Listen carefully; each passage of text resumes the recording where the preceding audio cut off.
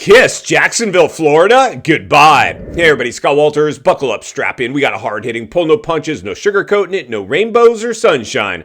I'm just going to give it to you and give it to you straight. We got a good one to unpackage today. Welcome to the show. I hope everybody's doing great. So let's step back on the real estate merry-go-round. Around and around we go as we examine the good, the bad, and maybe just a little bit of the ugly. No, Scott, not the ugly. Only examine rainbows and sunshine. No. Somebody's got to read between the lines and look between the economic cracks. And friends, we're going to take a look at a listing today in Jacksonville, Florida. And listen, the realities are this, friends. Real estate is local. All areas behave differently. Some will be the first to get hit. Some will be the last to get hit. But everybody's going to get hit in a correction, recession, or an economic depression. And all three of those clearly are on the table now, all courtesy of targeted stimulus, the biggest offender being stimulus targeted at the U.S. housing market, which is in fact the biggest asset class in the world. If we lose it, we will in fact lose everything it's capable of delivering, the knockout blow, not only to the U.S., but in fact to the global economy. And in this day and age, we had more foreign investment involvement in our real estate market than ever before. It became a casino climate, all courtesy of stimulus, because there's no organic growth. It was just all dollars pumped into the economy, clearly couldn't sustain itself. And now we got to see what in fact is up next. Now, for me personally, because I've lived through an economic downturn before as a bill-paying adult and suffered some of its blowback, this one has my full and undivided attention. Now, the path to wealth is in real estate. 95% of all millionaires made their money in real estate, but it wasn't by owning their house. It was by owning other people's houses. Now, this is multi-layered because I saw a lot of just, mom and pops and just people going out and buying second homes, trying to enter into the vacation rental market, which worked for a moment during lockdowns because most hotels were too full of red tape where you didn't feel like you were on vacation. You were better off sequestering yourself maybe in a vacation rental. So that worked temporarily, but once once we reopened, people were less inclined to go rent those vacation rentals. And then as inflation took hold, people's pocketbooks got hit. One of the measurements we use here mainly is understanding that now the U.S. savings rate is at an all-time low, while U.S. debt is at an all-time high. People have exhausted their excess stimulus, and they're now leaning on credit cards to bridge the gap because they don't want to compromise their way of life. And unfortunately, that's in fact what people are going to start doing. One of the things I talk about here is a lot of times the psychology of sales, but also the psychology of people. As a trained salesman, trained in the psychology of sales and people, I know once people start hearing warning signs of recession, even if they're financially fit, they in fact will recess too. It's called herd mentality. Well, one of the herd mentality byproducts was a lot of people entering into the real estate market as a speculative asset. Real estate is not designed to be a speculative asset. It's a hard, tangible asset. And like I said, if done properly, you can make a lot of money. That's why here at this channel, I'll continue to pull apart listings and let you know the best way to buy real estate is always keeping your payment within the property's rent range, even if it's not investment property. I mean, it makes perfect sense. If it's cheaper to own than to rent, then you possibly should buy that house. Or if you just want to deploy your cash because you're worried about it losing its value, you might want to go ahead and just put enough down on a property where your cost to carry is under its rent range, and then maybe live in it temporarily, and then put a renter in there, and then go ahead and do that a couple times over and over, and you too can own a handful of real estate and become wealthy in real estate. It is not too hard. But today we're going to have to start heat mapping and temperature checking the entire U.S. because we see a lot of these areas that were in fact migration states reversing course. Now, a lot of these people that went out there and bought properties were in fact not only people that relocated, maybe were able to work remotely or just wanted out of their red or blue state in order to find a better quality of life. A lot of institutional buyers and or just small investors try to do some home flipping. It becomes popular every time there's a real estate bubble. So we have a lot of homes out there that are in fact now stuck on the market, as now days on market and price reductions are starting to spike, and defaults as well. Everything's there in black and white. Now for us, because it hasn't grabbed mainstream media headlines yet, most of this is in people's rearview mirrors, unless in fact this is you with an upside down property that's stuck on the market. And that's why I always say you want an agent in better shape than their clients, willing to put your needs before their own. And that's what this channel is designed to do. But more importantly than that, our agent, we don't have to love them. We just need a capable agent that can execute a sale. Most agents will tell you whatever you need to hear to obtain your listing. And I always say the last person you want setting the price of a home is the customer themselves, unless in fact they have their head on straight and understand they need to come on, depending on the market, at a certain price point in order to stimulate an offer. So with that being said, we're going to jump over to a property today that did not do that, examine a little bit of why, just to drive our point home. Then we'll meet back here and wrap it up. Let's get started. All right, friends, buckle up, strap in, roll up your windows, lock your doors, maybe even put on an economic face mask. If you can find one, we're heading into Jacksonville, Florida. Unfortunately, this once hot spot is not rainbows and sunshine anymore. Let's go ahead and jump over and take a look at a recent listing. Now let's bring up today's crash map, courtesy of our good fuzzy friends and failed iBuyers over at Zillow. Everything on your screen is in fact going through the kiss of death, price reductions. Now let's go ahead and tour today's Jacksonville home. So far, so good. The place looks pretty good, right? There's one thing you have to know when you're looking at property photos. You got to read between the lines and look between the cracks. Can you see it yet? Can you see what I'm seeing?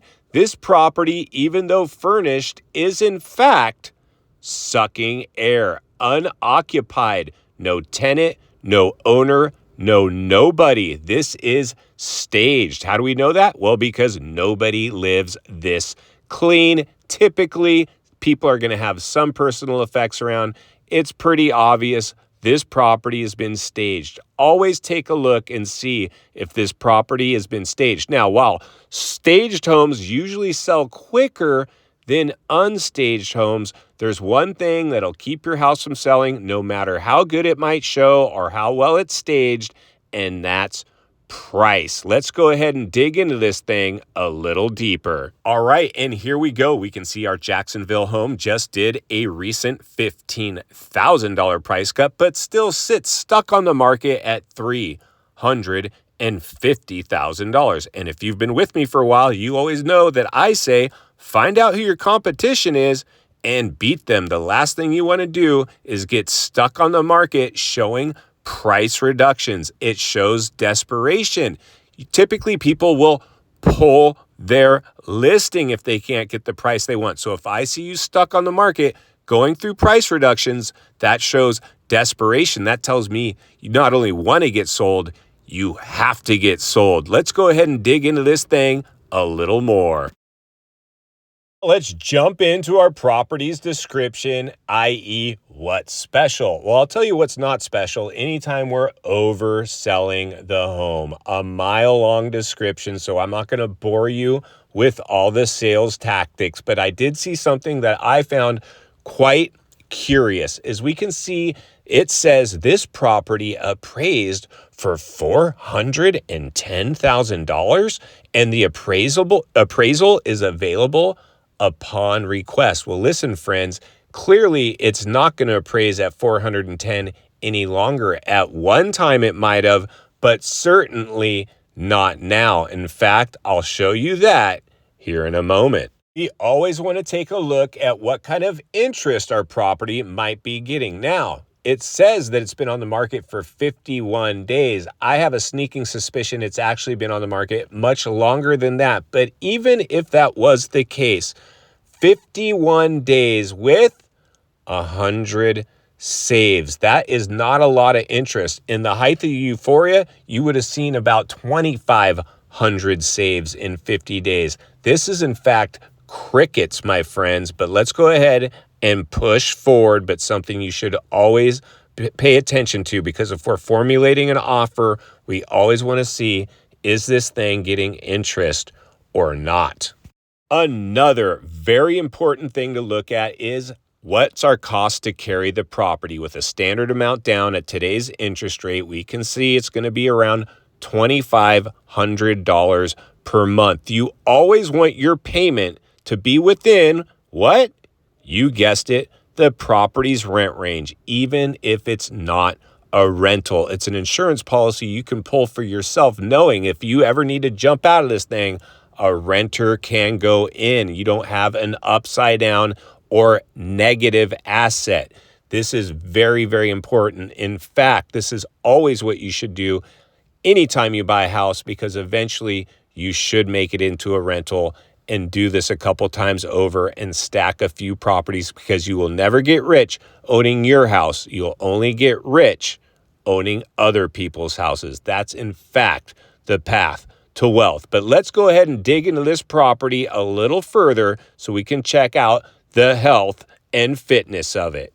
Now we can see its price history, always very important. We can see we are in fact stuck on the market at $350,000, which was in fact its mid-range value. Unfortunately, we are in a free-falling, softening market at best. Now we can also see that this property started its journey at $425,000 back in July of 2024. So it's in fact been on the market much more than 51 days. It's coming up on a year. And to boot, this property is in fact owned by a flipper. We know that this property is bought, renovated, and now they've been stuck on the market, chasing the market. Very, very, very bad look. In fact, this is in fact the kiss of death. Listen, friends, this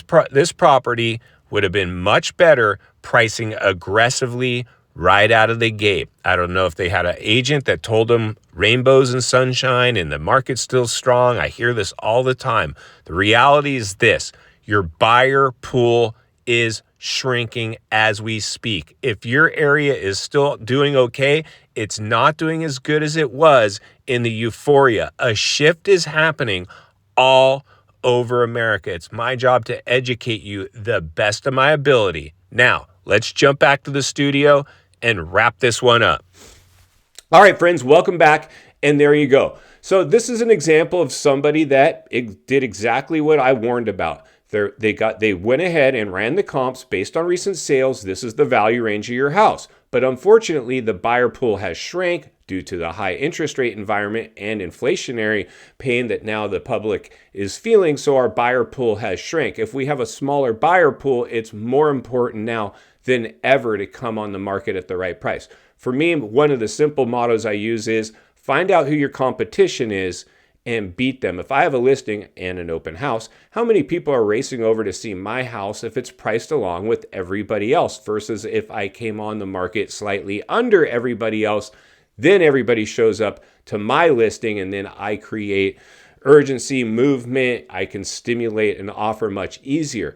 Because if a smart agent comes along and sees a property like that, clearly it pulled the listing off the market, tried to refresh it so it looks like the days of market aren't as significant that they are, I'm going to blow it apart, see right through it. That's most people. Now, a lot of people shopping online on these websites, they come in with no agent. So they end up using the selling agent as their agent, which we love because then we get potentially double commissions.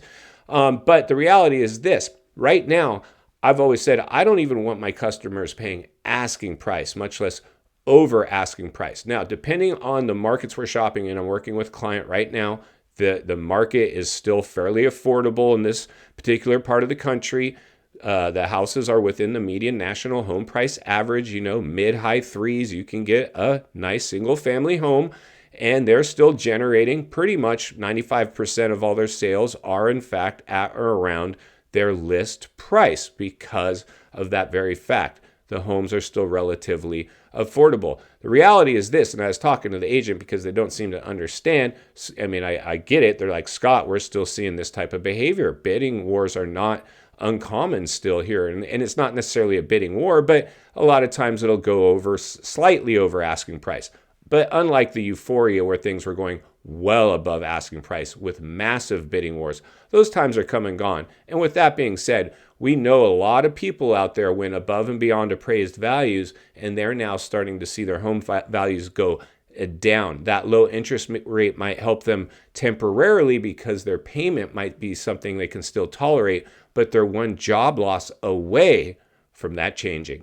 And final thoughts, I come to you as a friend, as a content creator, as a real estate guy that wants to see you not only win in real estate, win in life. Understand the waters you're swimming in now, they're shark infested. Jacksonville, Florida, welcome to the swimming pool. Clearly, we're seeing you guys take a little bit of a nosedive. The listing I picked today was just throw a dart at Jacksonville, pull it up and see what I could find. I'm sure if I dug a little deeper, I could have driven that point home even further. So stay tuned as I continue to do my best to look at properties, because there are some ones out there that are really out of touch with reality. But unfortunately, everything is running on fumes right now. The margins are razor thin. And unfortunately, these people had projected sales and earnings, and they're seeing those evaporate. Pretty soon, it's going to get to the point where they're going to have to bring money to the closing table in order to get this property to sell without going into short sale or foreclosure. And most people at that point aren't going to have the money to bring. So in fact, that's exactly